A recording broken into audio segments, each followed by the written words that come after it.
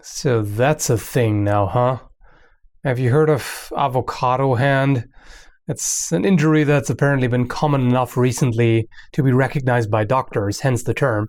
It happens when people are trying to cut avocado without knowing how, and they end up cutting or even stabbing themselves. Seriously, I have no idea how this happened. It flabbergasts me. So, I'm not here to poke fun at people who got injured, going, oh, you're so dumb. That's not helpful or productive or anything. But I kind of want to talk a little bit about the societal issue that I see behind this. So, first off, what's going on? I don't have an avocado here, but I do have a knife. So, people have apparently seen chefs do that, where they just grab an avocado and then they just slice into it really quickly, remove the two halves and cut into the pit and twist it and remove it, all while holding it in the hand. Which, if you think that doesn't seem like a good idea, you're right. Basically, chefs get away with it because they have so much practice with the knife and such steady hands and all of that. They can do it. Okay, fine. That doesn't mean that the average person in the kitchen should do that or can effectively do it.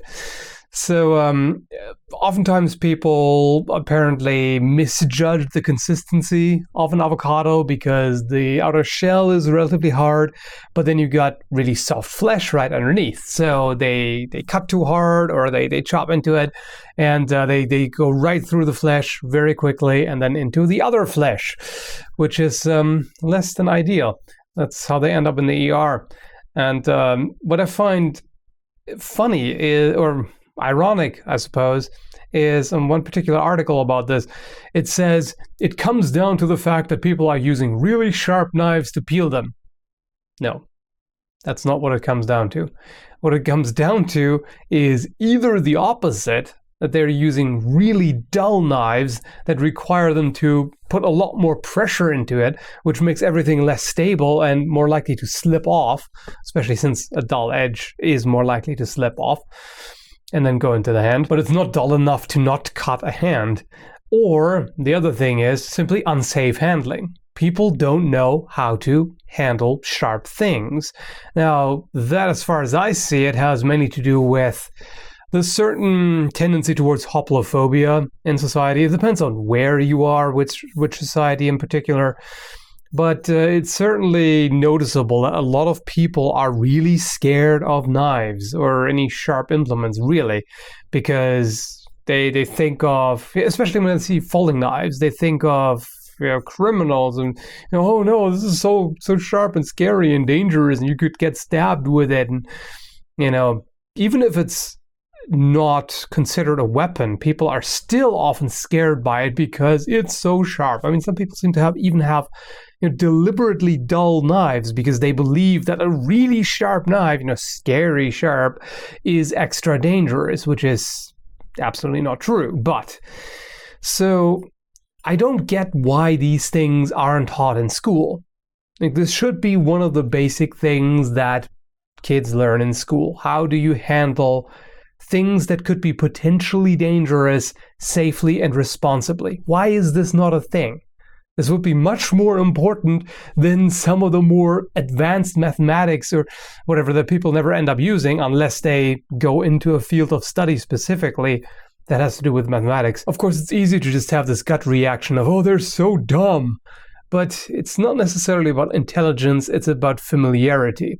If you think about it, we do a lot of things in everyday life without thinking too much about them. And if we're new to a task or, haven't handled a particular object a whole lot, so we're not that familiar with it, if we took a moment to stop and actually deliberately think about what we're doing and to go through several scenarios in our heads, what would happen if I did this and that, etc., it wouldn't be a problem. In that case, common sense would totally work and would keep you safe. However, often we don't take the time to apply common sense. We just do things intuitively because we're distracted. We're thinking of something else meanwhile, or we don't have time, whatever. Let me just get this done real quick. And, if you if you haven't practiced certain things, if you aren't familiar with them, and you just go by intuition is often wrong. So in that case, I mean, if we could go back to the avocado, it should go without saying that holding the thing in your hand and then slicing with the knife into the thing, that's not particularly safe. You have to think about, where does this knife go if it slices all the way through? So why not put it on a damn cutting board? Just put it on the cutting board, have your fingers just on the side, and then, start slicing into it, rotate the thing so you get around the pit, pull the two halves apart, and then instead of holding one half in the hand, chopping into it, that's just, I don't know why it seems like a good idea. It's probably really just because people have seen chefs do that very routinely and competently and safely, whatever. That doesn't mean you can do it safely. So just, what is wrong with putting the thing down on a cutting board, removing your hand? No, not removing your hand. Taking your hand off to the side where it's safe, then chopping into it. Now you can pick it up and twist the thing out and remove it. I mean, what I've also seen is some people use like a folded towel in the hand, and then they hold the avocado in there. So they have some protection there. That's perfectly fine. Several layers of cloth are very resistant to slicing cuts, so you can very well do that. But the other problem is, another one of those rants.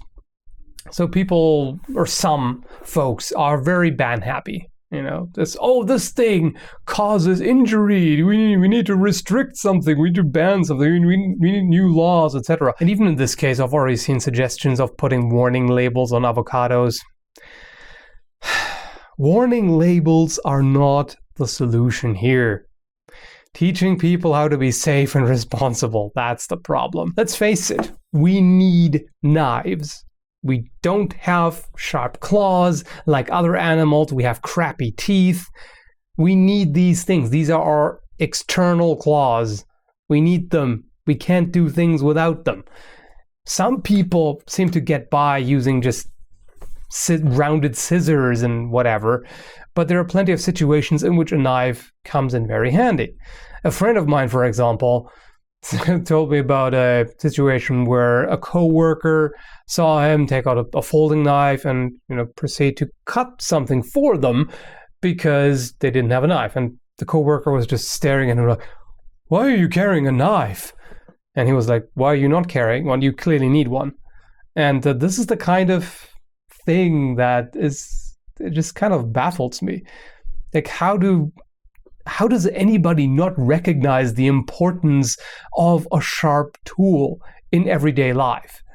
Even if it doesn't happen that often, even if you don't have to cut open boxes or ropes or etc. every single day, it still pays off to be prepared and to have that tool in case you need it. And of course, we have other societal issues as well, like all these dumb teenage challenges that you see on the internet, like the choking game or the car surfing challenge or the salt and ice challenge, which have led to a number of injuries and even deaths, or the cinnamon challenge and all that. Now, this is what I consider stupid.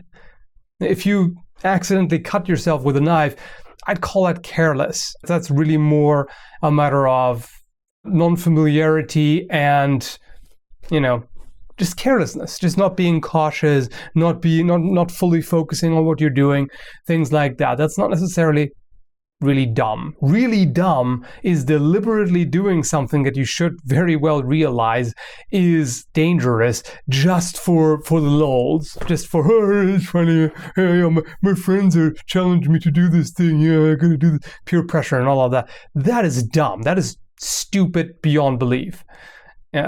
Anyway, I noticed that I'm in a rambly, ranty mood, so I should probably leave it at this before this gets too long. Anyway, thanks for watching. So what do you think? Is there any hope left for humanity? I don't know.